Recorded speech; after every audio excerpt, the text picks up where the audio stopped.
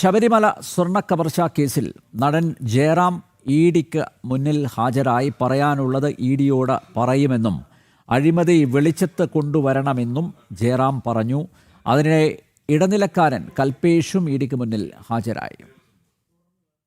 ഇതിൻ്റെയൊക്കെ പിന്നിൽ കള്ളത്തരങ്ങൾ എന്തെങ്കിലും നടന്നിട്ടുണ്ടോ എന്നുള്ളത് അന്വേഷിക്കാൻ ബഹുമാനപ്പെട്ട കോടതിയും ബന്ധപ്പെട്ട ആളുകളും എല്ലാം ഇതിൻ്റെ പുറകിലുണ്ട്. അപ്പോൾ എന്നിൽ നിന്നും ഇവർക്ക് എന്തെങ്കിലും ഉപകാരപ്രദമായ ഒന്ന് രണ്ട് കാര്യങ്ങൾ കിട്ടുകയാണെങ്കിൽ അത് നല്ലതല്ലേ നമുക്ക് സത്യം വെളിച്ചത്ത് കൊണ്ടുവരാനായിട്ട്. അപ്പോൾ അതിൻ്റെ കാര്യങ്ങൾ ചോദിച്ചറിയാൻ വേണ്ടിയിട്ടാണ് എന്നെ വിളിച്ചിട്ടുള്ളത്. അപ്പോൾ തീർച്ചയായിട്ടും എല്ലാം നല്ല പര്യവസാനിക്കട്ടെ, ഭംഗിയായിട്ട് തന്നെ. ഇനിയും പുറമേ വല്ലവരും കുടുങ്ങാനുണ്ടെങ്കിൽ അവരും കുടുങ്ങട്ടെ, അല്ലെങ്കിൽ അയ്യപ്പൻ വെറുതെ വിടുക അവരൊക്കെ. ഈ വാർത്തയുടെ വിശദാംശങ്ങളുമായി ജിജീഷ് കരുണാകരൻ ചേരുന്നു. ജിജീഷ്, ജയറാമിൻ്റെ വാക്കുകളിൽ അത്രയ്ക്ക് അങ്ങ് ആത്മവിശ്വാസം കാണുന്നില്ല. അദ്ദേഹം പതറുകയാണോ എന്നൊരു സംശയം. എന്തായാലും ഇപ്പോൾ ചോദ്യം ചെയ്യൽ, എൻഫോഴ്സ്മെൻറ്റ് ഡയറക്ടറേറ്റിൻ്റെ ചോദ്യം ചെയ്യൽ തുടരുകയാണ്.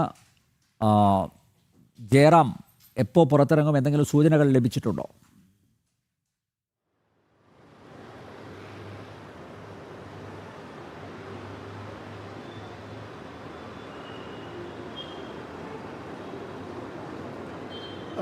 അൽനബീർ, ഒരു വിശദമായ ചോദ്യം ചെയ്യൽ തന്നെയായിരിക്കും അന്വേഷണ സംഘം പ്രധാനമായും നടത്തുക. കാരണം നിരവധി കാര്യങ്ങളിൽ ജയറാമുമായി ബന്ധപ്പെട്ട് എൻഫോഴ്സ്മെൻറ്റ് ഡയറക്ടറേറ്റിന് വ്യക്തത വരുത്താനുണ്ട്. ഏത് സാഹചര്യത്തിലാണ് ഈ ഒരു സ്വർണ്ണപ്പാളികൾ ദ്വാരപാലക പാളികളാണ് എന്ന് പിന്നീട് വ്യക്തമാവുകയും ചെയ്തു. അത്തരത്തിൽ ശബരിമലയിലെ ദ്വാരപാലക പാളികൾ എങ്ങനെ ജയറാമിൻ്റെ വീട്ടിലെത്തിച്ച് പൂജ നടത്തി, അതിന് ജയറാം ആവശ്യപ്പെട്ടത് പ്രകാരമാണോ ഉണ്ണികൃഷ്ണൻ പോറ്റി എത്തിയത്, ഇവർ തമ്മിലുള്ള സൗഹൃദം ഏത് തരത്തിലാണ്, എങ്ങനെയാണ് സാമ്പത്തിക ഇടപാടുകൾ നടത്തിയിരുന്നത്, സാമ്പത്തിക ഇടപാടുകൾ ഉണ്ടായിരുന്നു തുടങ്ങിയ കാര്യങ്ങളിലെല്ലാം തന്നെ വ്യക്തത വരണം. കാരണം ജയറാം ആവർത്തിച്ച് പറയുന്നത് ഉണ്ണികൃഷ്ണൻ പോറ്റിയുമായി കൂടുതൽ ബന്ധങ്ങളില്ല, സാമ്പത്തിക ഇടപാടുകൾ നടന്നിട്ടില്ല, ശബരിമലയിൽ മാസപൂജയ്ക്ക് എത്തുമ്പോഴുള്ള ഒരു പരിചയം എന്ന് മാത്രമാണ് പറയുന്നത്. എന്നാൽ എങ്ങനെ ഈ പാളികൾ വീട്ടിലേക്ക് കൊണ്ടുവരുന്നത്, ചെന്നൈയിലെ വീട്ടിലെത്തിച്ച് അടക്കം പൂജ നടത്തുന്ന സ്ഥിതിയിലേക്ക്, അല്ലെങ്കിൽ അത്രയും വലിയ അടുപ്പം വന്നു, അതിന് പ്രതിഫലമൊന്നും വാങ്ങിയിരുന്നില്ല ഉണ്ണികൃഷ്ണൻ പോറ്റി എന്ന് പറയുമ്പോൾ അതും അന്വേഷണ സംഘത്തെ സംബന്ധിച്ചിടത്തോളം വിശ്വസിക്കാൻ പ്രയാസമുള്ള ഒരു കാര്യമാണ്. SIT ആണെങ്കിലും എൻഫോഴ്സ്മെന്റ് ഡയറക്ടറേറ്റിനെ ആണെങ്കിലും. അതുകൊണ്ട് തന്നെ ഇത്തരം കാര്യങ്ങളിലെല്ലാം നീങ്ങുന്ന വിശദമായ ഒരു അന്വേഷണം തന്നെയാണ് നടക്കുന്നത്. അതിന്റെ ഭാഗമായിട്ടാണ് ചോദ്യം ചെയ്യൽ. ഒപ്പം തന്നെ കൃപേഷും, ഈ കേസിലെ പ്രധാനപ്പെട്ട ഒരു ഇടനിലക്കാരനായ കൃപേഷും ഇപ്പോൾ ചോദ്യം ചെയ്യലിന് വിധേയനാവുന്നുണ്ട്. കാരണം സ്മാർട്ട് ക്യാഷൽസിൽ നിന്ന് സ്വർണ്ണമടങ്ങിയ കവർ കൈപ്പറ്റിക്കൊണ്ട് ബെല്ലാരിയിലെ ഗോവർദ്ധന് കൈമാറിയത് ഈ കൃപേഷ് ആയിരുന്നു. ഇതിന്റെ ഇടനിലക്കാരനായി നിന്നത് കൃപേഷാണ്. ഉണ്ണികൃഷ്ണൻ പോറ്റിക്ക് വേണ്ടി പ്രവർത്തിച്ചു. ഇത്തരത്തിൽ താൻ പല ആളുകളിൽ നിന്നും സ്വർണ്ണ ജ്വല്ലറികളിൽ നിന്നും മറ്റു സ്ഥലങ്ങളിലേക്ക് സ്വർണം കൊണ്ടുപോകുന്ന ആളാണ്. അത്തരത്തിലാണ് പ്രവർത്തനമെന്ന് പറയുന്നുണ്ട് എങ്കിൽ കൂടി അക്കാര്യത്തിലും വ്യക്തത വരണം. നേരത്തെ ഈ ചോദ്യം ചെയ്യലിന് ഹാജരാകുന്നതിന് മുമ്പ് ജയറാം ചില പ്രതികരണങ്ങൾ നടത്തിയിരുന്നു.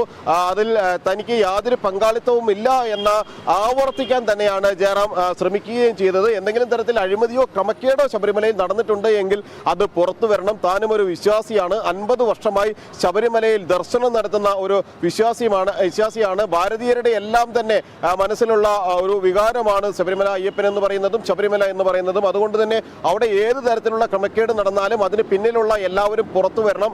തന്നെ കൊണ്ട് കഴിയാവുന്ന കാര്യങ്ങൾ, അന്വേഷണ സംഘത്തിന് സഹായകരമാകുന്ന മുഴുവൻ വിവരങ്ങളും താൻ നൽകുമെന്ന ഒരു കാര്യം കൂടിയാണ് എൻഫോഴ്സ്മെന്റ് ഡയറക്ടറേറ്റിന് മുന്നിൽ നടൻ ജയറാം വ്യക്തമാക്കിയത്. അറിയാവുന്ന കാര്യങ്ങൾ ഉദ്യോഗസ്ഥരോടും കോടതിയോടും പറയും. അതിന് തനിക്ക് യാതൊരു തരത്തിലുള്ള മടിയുമില്ല, എന്തെങ്കിലും മറച്ചുവെക്കാൻ താല്പര്യവുമില്ല എന്ന് പറയുന്നുണ്ട്. ശബരിമല ഏറ്റവും പ്രധാനപ്പെട്ട പുണ്യസ്ഥലമാണ്.